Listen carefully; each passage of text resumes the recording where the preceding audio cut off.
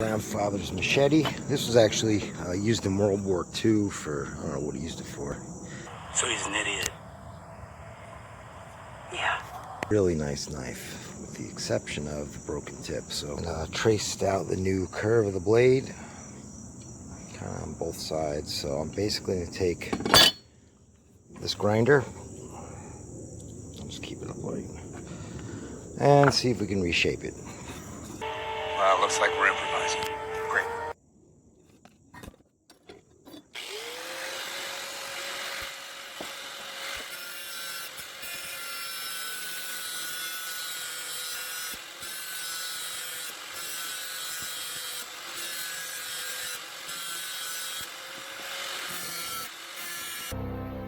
Shit.